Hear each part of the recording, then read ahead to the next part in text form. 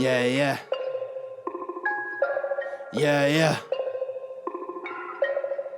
Yeah.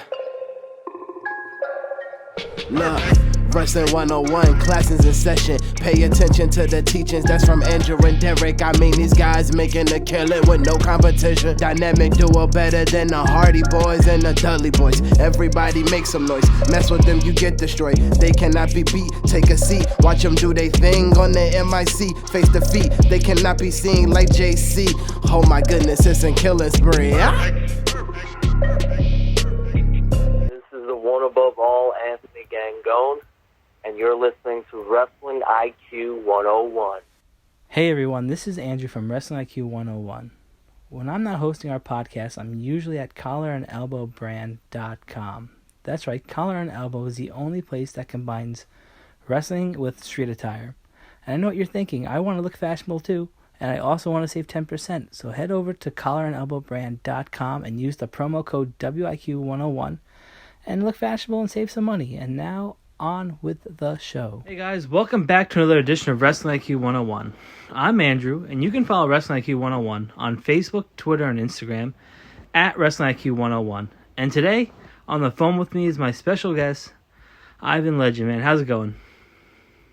Oh, it's good. It's going pretty good, man. Just staying busy during this crazy time, and just I wish I can get back in the ring, man. But I'm just blessed to be healthy and keeping myself busy. Yeah, Irvin. So you've been making your way through the last couple of years of wrestling. Can you tell people how long ago you started and your wrestling style? I started in 2015, so I got about 6 years on me. Mm-hmm. When I first broke in, I'd say I was a lucha, but over time I came in contact with more technical wrestlers, and quite noticeably, with me having a connection with Tyson Kidd, he kind of molded me into becoming a technician. So now I went from being a lucha high flyer to a technician. Yeah, it's crazy because you have pictures on your Instagram with Tyson Kidd. How big of a mentor was he for you? And you still talk to him today? I talk to him almost every other day. Really? Not on Mondays because it's Raw, and now on SmackDown. Everybody knows he's a producer. That's his 2 work days, but we talk to him times a week. That's pretty cool, man. I mean, he's one of the best to ever do it. I mean, it's unfortunately what happened with him and Samoa Joe, but he really is. His body of work just stands for itself, and even though it was kind of short in WWE, when you look back at some of your feuds, I'm thinking about Phil Brown. That was a big feud for you, right? Yeah, that went on about a year. Mm-hmm. Yep, definitely one of my favorites. I just laugh when people talk about kayfabe because, kayfabe is pretty much dead. But I'll go out on a limb and say, personally, Phil Brown's like a dad to me. So it was really fun to put our characters together and make some magic, and stretch it out for an entire year. So we definitely did something special in the last Man Standing match. Yeah, absolutely. Is it hard because you see so many people, they weave in and out of different opponents, different situations, and this is a feud, a year-long feud that you were having with him. Was it kind of hard to find creative ways, or did it just fly by 1, 2, 3? Well, I mean, anytime we have a year-long feud, it's going to be hard to make it last year, but our creative minds are so alike that we really didn't have any trouble being creative. Our last match, or rubber match, was all us. Everything was on the fly. So it's we had a lot of fun experimenting and, messing with each other and stuff like that. The biggest problem with wrestling today is, and I'm going to say, fans are partly to blame, but nobody has patience anymore. Nobody has the patience to watch a slow build. What I mean by slow build is when it comes to storyline, they want results instant. They want results now. It's why not enjoy the build-up and enjoy the feud and enjoy the payoff? So that's one of the messages that me and Phil were trying to spread, that, for patience. There's a reason why, I picked him out of the locker room. There's a reason why I stole his championship. There's a reason why I was cut promos. I was building up. If you don't build up, you won't be invested. So I feel like we both did a very good job of doing that. Yeah, it's pretty crazy how you come up with some of these ideas and some of these matches, and it's pretty cool that you were able to come to fruition with this feud. So let me ask you this. You've had so many matches, so many opponents. Who's your favorite? Do you have a favorite match? Do you have a favorite opponent? Oh, man, top three, obviously I put Phil number one. Number two would be when I worked Gangrel. Uh-huh. And I think my last one I have to go with Elijah Burke. Wow, the Pope. Yeah, that was fun.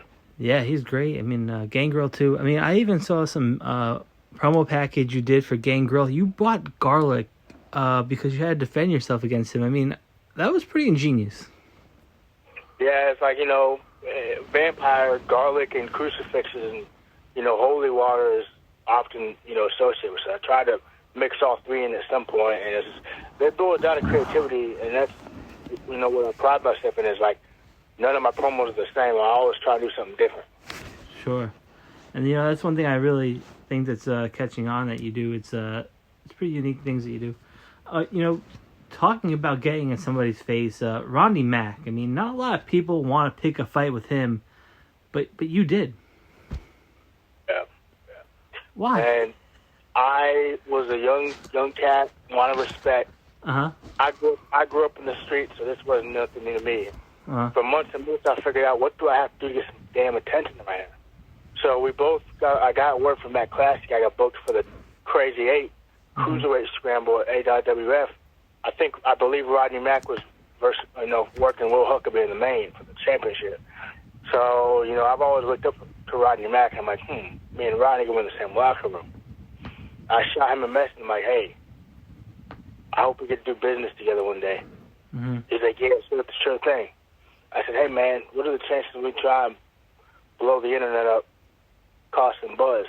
He's like, we'll do whatever you want to do. So I bumped into him, and we got in a tussle. And I remember he fucked me up so bad that my nose was busted up, and I had to go out, at my match right after that. But I remember my phone just blew up to shit. I got messages, phone calls. It's like, yeah, man, like me and Rodney Mack out in the fight. I mean, it's wrestling business. Sometimes you got to do stuff that you don't want to do to get some attention. So that's what I had to do. And I guarantee you, I was so new to the game that nobody with my experience would even dare do what I did. And I did it. Yeah, I'm not doing what you did either, because Rodney Mack is a bad dude. So it was pretty impressive, and I'm glad you're okay to tell the story about it. Ain't no need to me, man. I've been doing this. I've been fighting since I was 13. That wasn't nothing new to me. You know what I'm saying? That's why I hold the last name Legend, man, because no matter what happens, it ain't going to keep me down. Sure. Yep.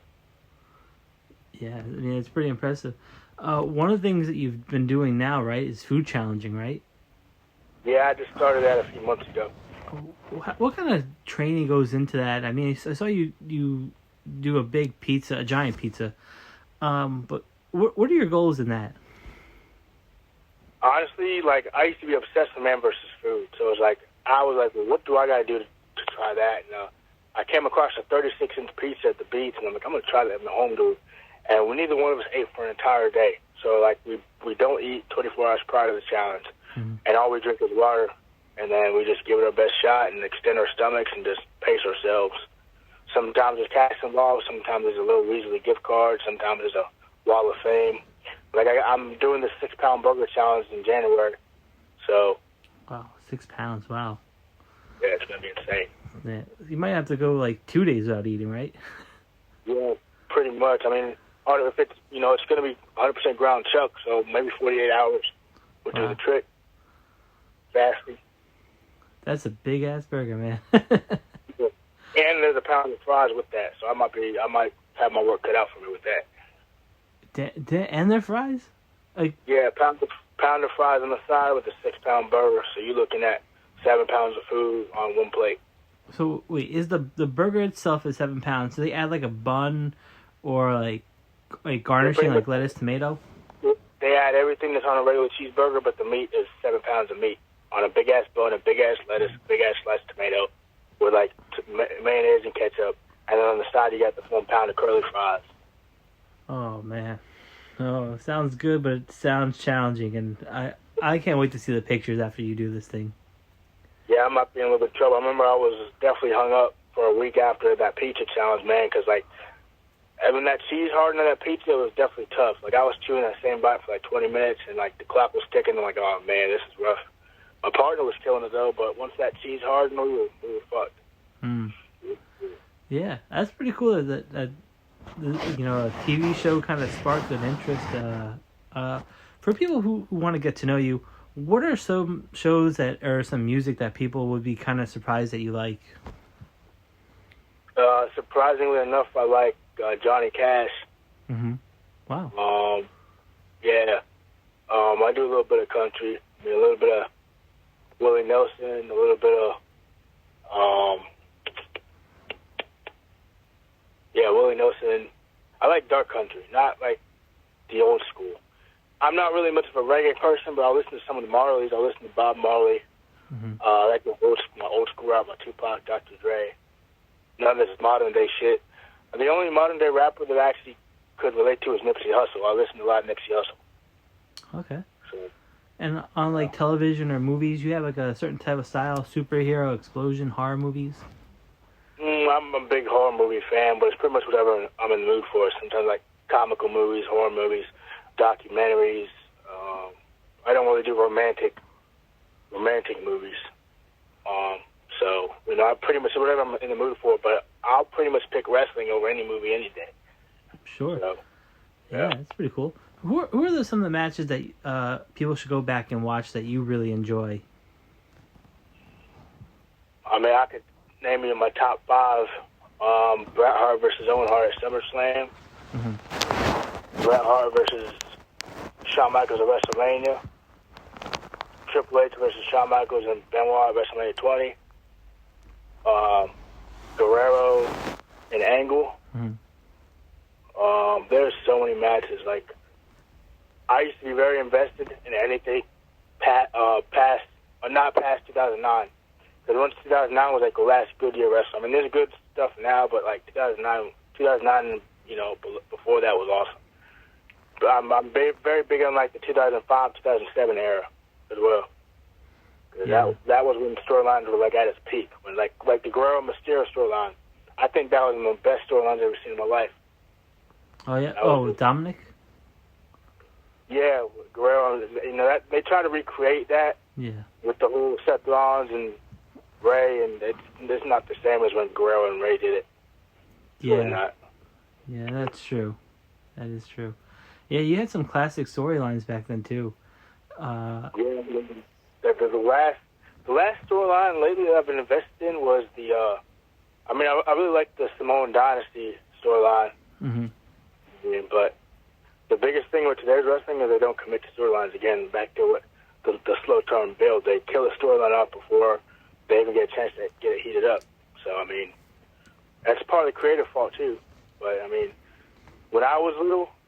That's why I'm so lucky, because when I was growing up, they actually had storyline. Now that I'm a pro wrestler, I look at stuff differently. I look at everything differently.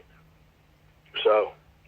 Yeah, I mean, storylines are key. I mean, you lived it. I mean, you were part of a year-long feud, so you know how important the story is for continuing and bringing back the audience and bringing back fans into seeing what you're doing. So, like, to me, storylines like a roller coaster. You got going up. Mm-hmm. You got the stop, you got the climax, and you got the ride back down. The ride back down is the most important because that's that drop that people are waiting for. So if you put a storyline and you build it up and then you're at its peak, how are you going to follow it up to where it ends? And that's what I feel like a lost art is nowadays, because they don't do that anymore. They just toss the storyline our way and then they just cancel it because they don't get over. I mean, to each of its own, you got the pandemic with no live crowd, but I feel like they definitely need to put more of an effort in selling their storylines. They're doing a good job with the Roman Reigns and Uso, and even the Alexa Bliss and Fiend angle. So it's like they're starting to, warm up a little bit. Sure. Have you been paying attention to AEW or Impact Wrestling or Ring of Honor? Honestly, man, like, I've been in contact with every single company you just named, and I'm really careful about what I say, but it's like AEW has a lot of potential, but if they don't step their game up, they're not going to survive 10 years, because their storylines are all over the place. Their talent is good, but there's a lot of people in that roster. They got there too quick, and it shows in their work. I mean, I've never seen so many injuries on one show in my life, and it's like there's a lot of gaps and holes in the AEW that needs to be fixed. Yeah, absolutely. And it's one of the coolest things though, like because they're giving more opportunities to talent like yourself. WWE is doing that too, but it doesn't seem so immediate because they're doing the training at the performance center, and then you start seeing them progress. So it is. You wonder why they do that, because they want to make sure they're ready. I feel like AEW just signed people to fill the roster up, and they throw them out to the wolves, and then they don't choke, but you can see they weren't ready for the spot. Yeah. At least with WWE, if they hire you off the indies, they put you to the PC to polish you up, and then they're good. So it's like that's the difference between AEW and WWE. Mm-hmm. WWE grooms you to be a star. AEW brings you in because you're a star, but then when you're out in the bright lights, I mean, you kind of expose yourself for not being ready. Sure. Yeah, I could definitely see that take for sure. And hopefully those things can kind of balance out, because they do have an amazing roster. And actually, all the wrestling companies nowadays have an amazing roster. I mean, there's nobody who are pulling any slack here. I mean, they're all doing pretty great. I think Ring of Honor is doing pretty well. Impact Wrestling. So yeah, wherever you want to end up, the sky's the limit, and I can see that in you, man. One thing I have to talk about is Floyd Money Mayweather. Yes, sir. He's the man. He's the champ. He looks like a dad to me. I'm sorry? He's pretty much like a dad to me in every way. I mean, I'm sure you could tell by my gimmick where I got my mannerisms from. Mm-hmm. I relate to him so much. People think just because he's rich, he got it handed, but he came out from the slums like me. I remember when we were both training, we had to walk through snow with a bag because we didn't have a car.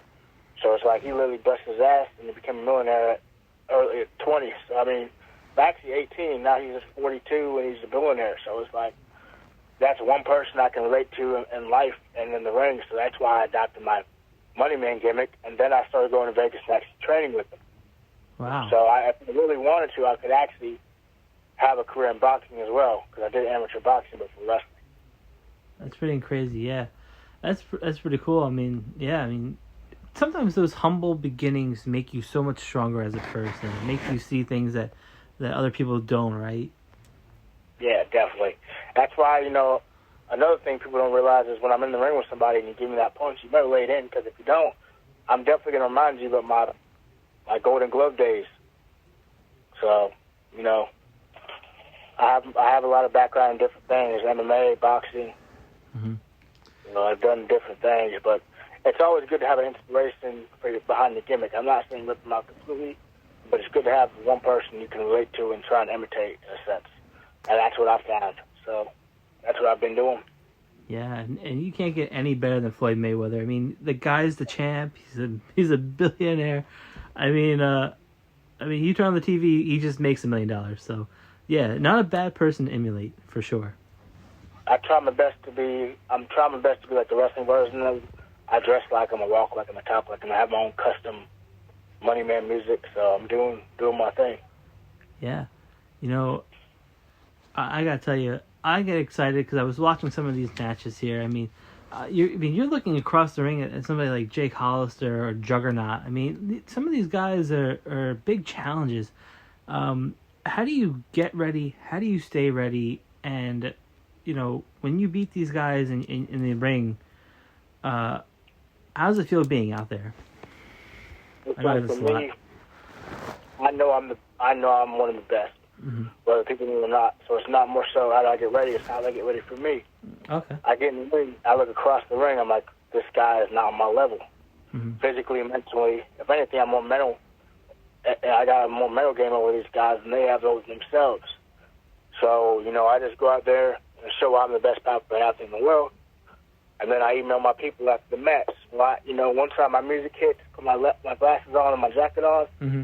I'm in my own little world, man. I'm focusing on showing everybody how good of an athlete I am, showing everybody why I'm the future, and why it's a damn shame I'm not signed. So my mentality is, I'm the best, and I know I'm the best, and can't nobody tell me otherwise. Sure. I mean, you are very athletic. Was athletics something you were always good at, or was it something that you had to learn, especially in wrestling? I've been an athlete since I was 8, so I've always had the athletic background. Mm. Like when I first started training, you had your athletes, you had your non-athletes. So I already had an advantage. For me, it was just figuring out who I was, my gimmick-wise. Some of these guys training don't have no athleticism, don't have no charisma, I mean, I used to be a rapper, so I had no problem talking on the microphone. It was just a matter of who Irvin Legend is as a character. And also, I used some of my real life experiences in the streets to mold me into being Irvin Legend. Irvin Legend was actually adopted when I became an underground rapper. So I already had my name. It was just my gimmick that took me a while to get. Yeah, I mean, and that's a great name. I love that persona that you have. I love the fact that, you come out there. I mean, you got the, a little bit of flamboyance, but you still got the tough guy act persona. And it's just a good combination. It really helps you stand out, especially when you're in the ring with somebody like Juggernaut or Gang Grill, because some of these guys are legends or are up and coming guys, and you can definitely see that you're a pretty athletic dude. Somebody else I wanted to talk to you about is you're standing in the ring one time with Mad Max Morrison. How is it wrestling him? Because he looks like pretty wild. He's a crazy motherfucker. I actually broke into business with him. I met him when he still does band stuff. I mean, I met him one day at a yard sale and we popped off and he's like, "Hey dude, where you train at?" So I showed him, SPW, and he's busted his ass to get to where he's at. So I'm like, I consider him a friend, so I'm like always glad when we get to work together because we always like to test each other, like how much has he learned since we trained or how good have I gotten since I've seen him. Mm-hmm. So, I mean, I'm not trying to brag, but I beat the man in under 3 minutes, which is one of the quickest pinfalls in VCW history. So, with that being said, he hasn't beaten me since then, so I got one overall. Sure, absolutely. Being just a wrestler, being a person in the public eye, it's not just getting in the ring and putting on a great performance or stealing the match of the night. It's also giving back to the community, and you did something that a little while ago, right? I mean, you went back to your old high school and talked to some of the students, right? Yeah, I've been a villain for about 3 years, so it's like it's always nice when they, make me out to be. I'm a humble guy as well. Don't get it twisted. So I don't consider myself a hero. I'm just a guy that had trials and tribulations like everybody else, but I busted my ass to make it. So like Temp Store welcomed me back with open arms and treated me like a hero. Like put me on the internet. People want to take pictures. I talked to the kids. And then Hampton High heard about it. I went to Hampton High School, so I've done different engagements. I mean, my family runs a homeless ministry, so I feed the homeless when I can. So, I mean, I believe in giving back, because a lot of people gave back to me when I was first starting. So that was my way of saying thank you. But it was really enjoyable, to go back to my old high school as like a celebrity. So that was pretty cool. Yeah, that is pretty cool. I also got the news that they put me in the Country Hall of Fame, because most of the people in the Hall of Fame were like 30 and up, so I'll be the only like mid-20 guy up there, and the rest are like hockey players and football players. So that also means I'm the only pro wrestler to be on that wall. So that's pretty cool. Yeah, that is pretty astonishing, and congratulations on that, man, for sure. Thank you. There's so many wrestlers out there. If you could pick some of your dream opponents, dream stipulations, mine, I'll give you mine. In case you need some time to think, it would be Virgil versus him in a meat sauce eating contest. So if you have any wrestler that you like to pick out, that'd be kind of cool to hear some matchups. Well, this was supposed to happen, but he got signed. Uh-huh. He's on the Indies again, so it might happen. Number one, me and Leo Rush in the Iron Man match. Okay. Me versus Seth Rollins would be cool. Mm-hmm. I would have loved to work Tyson, but we know that's not going to happen. One of my big goals is to face Randy Orton one day. He said he got 10 more years on him, so it might be a possibility. Yeah, Randy Orton. So let's just say you stand across the ring from Randy Orton. What kind of matchup would you want? Just a one-on-one match? Do you want to add like a Hell in a Cell or something? I'd rather just do old school. We're both old school guys, so Uh-huh. I mean, if any stipulation, I'd say no countouts, maybe type of street fight type of rules. But I really like to see, I would really like to do maybe a submission match or something technical. Yeah, that's pretty cool, man. That's pretty awesome. Let me ask you this real quick. Growing up, when did you start watching wrestling? Who were the guys you were into growing up, and have you met any of them today? One of the guys I grew up watching was Guerrero. I've met Guerrero at El Paso. I've met Benoit. Benoit was another hero of mine. Mm-hmm. I've never met Rock, and I've never met Stone Cold. But I met Mick Foley several times, once at TNA and once at the VCW show. Billy Gunn caught on to me because of his charisma, and actually was on the same card as Billy Gunn for VCW. So, I mean, there's a lot of people that I've looked up to that I've met, and there's a lot that I haven't met. Mm-hmm. So. Yeah, that's pretty cool, man. It's awesome that you've been able to cherish meeting some of your heroes and also, continue going forward with your wrestling career. What's been some of the best advice you've been given, and some advice that maybe you would pass on to somebody else? Best advice I'll be giving is not everybody has the same journey. Everybody has a different story. You just have to have enough passion and determination to make it as far as you can. And when somebody closes the door on you, you just got to kick another one open. And that's what I've been doing. There's a lot of people that have said no to me, and those same people that said no to me, they didn't give me a chance, are now emailing me, hey, when pandemic's over, I want you to work for me. So, I mean, it's funny how shit changes. And if you're an aspiring wrestler, or if you're just trying to make a dream, you just got to put your foot on the gas and just hit go. Don't look back. Don't let people slow you down. Yeah, it's pretty empowering what you just said. I hope all wrestling fans or wrestlers listen to this, because that was some pretty good words right there. At the end of the day, when you're done, you hang up the boots. Do you want to do commentary? Do you want to be a manager? Do you want to give back to wrestling, or do you feel like the old dog and just walk into the sunset? If I'm not physically in the ring, then that's gonna be it for me. I got too much passion to take another role. So, like, when my body gives out on me and I can't wrestle, I'm done. And I'll have other stuff I'll be working on. Maybe break into my acting career. Maybe become an entrepreneur and open up my own gym and do the fitness industry. But I don't plan on hanging up the boots anytime soon. I'm 27. I got years and years left on me. So when that time comes, I'm going to totally walk away. I'm still going to have friends in the business, but I'm not going to be in it. Sure, that's pretty awesome. One last question. We recently seen The Undertaker retire. You have a favorite Undertaker memory or match? Oh, man. Favorite match of The Undertaker? I would definitely say, just because my homeboy Memorialized is in it, Undertaker versus Shawn Michaels at WrestleMania. Oh, yeah. That was the next match. The first one, right, at 25? Yeah, 25. Yeah. And if I'm going to name another Undertaker match that I actually enjoyed, that would be The Undertaker versus Kane at WrestleMania, after Undertaker got buried alive. Oh, yeah. Yeah, that was some good stuff. WrestleMania 20, right? Yeah, that's all about the build-up. They did an incredible job of that build-up. Buried alive, the funeral, the eulogy, all the stuff they did, the explosions, the dirt, the lightning, the gravestone. That's the type of shit that the storylines are missing.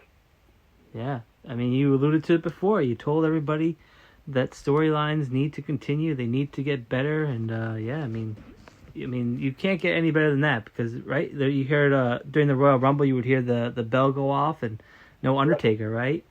So I was not used to that. And while we're on the subject of misdirection, there's so many wrestlers I'm looking at. I'm like, why are they not doing more with these?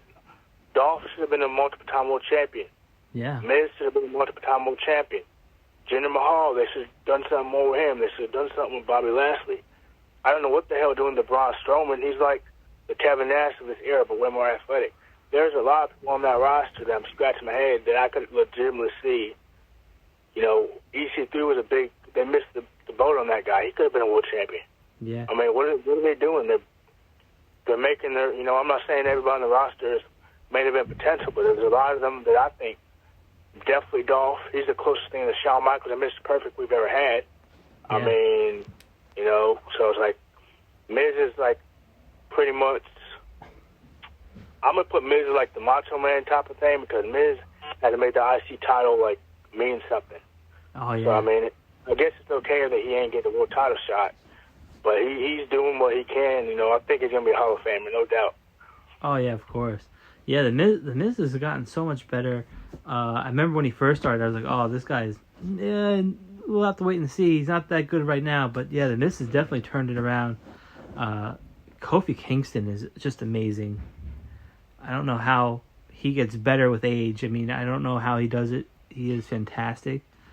Daniel Bryan. There's so many good people, and like Dolph Ziggler, like you alluded to. One hell of an athlete. He's definitely one of a kind, and I really wish that they would have done more with the guy because he's just incredible. Like, it's really hard to find a Shawn Michaels or Mr. Perfect, and he's it. He can do anything. He can sell. I just wish before his time is done, I hope they give him a little something. Yeah, I'm glad you alluded to Bobby Lashley, and I think the world of him, and I can't wait. I know it's going to be a slow build, but I can see the Hurt Business just monopolizing. Remember how Evolution kind of did a couple of years ago? They had all the titles. I can see that happening. Yeah, I can see that. And then Bobby, breaking away. I just hope that they do that shit right. Yeah. Because right now, I feel like they just stuck them all together. I don't know if it was a black thing or whatever, but it don't really make no sense. Another thing that don't make no sense is how you going to have Mustafa Ali leading pretty much a terrorist group. Like, you don't have a Muslim, and Mustafa Ali is a police officer. You don't have a police officer who is a Muslim, who is a hero, betray a terrorist. That makes no sense to me at all. Yeah, it doesn't really. I would have had Amber Moon. I probably would have had Amber Moon as the leader. Yeah, that would have been kind of cool, Amber Moon. That would have given her something to do, and that would have gave her a little bit of star power. They should have had a woman as the leader. That would have been really interesting. Yeah, it would have been pretty cool. I have to just say, I'm all for whatever gets me on Shelton on TV, because I love Shelton Benjamin. I think the world of him. So yeah, I love Shelton. I love Mustafa Ali is very talented too. I mean, like everybody who they have, they just got to find some of the right storylines for these some of these wrestlers. But yeah, I mean, they have such amazing talent, and yeah, I can't wait to see what you're gonna do in the future. I'm looking forward. I'm gonna keep my eye on you, man, because I think it's gonna be pretty special. Can you just let people know where they can get you on social media, where they can follow you on Facebook, Twitter, and Instagram? My Facebook is Irvin Legend. I got 2 accounts. One of them is my old account. My new one, I have my Mayweather-inspired furry coat with my red trunks. Moneymaker, Mythbreaker. The Mayweather Promotions page. That's the one you want to look at. My Instagram is official Irvin Legend. That's my Instagram. My Twitter is Moneyman Legend. Awesome, man. Well, I really thank you again for taking up the time and giving us some insight into your career and a glimpse into the person as well. Yes, sir. I appreciate you, inviting me on, and I remember you wanted me. I didn't forget that shout out. So I want everybody to check out Wrestling IQ 101 podcast. Check out his YouTube channel. Check out and subscribe. Check out his Instagram, and check out all the episodes he got on there. Well, we really do appreciate this. And for me, this has been Wrestling IQ 101. You can follow us on Facebook, Twitter, and Instagram. And yeah, we'll see you guys pretty soon.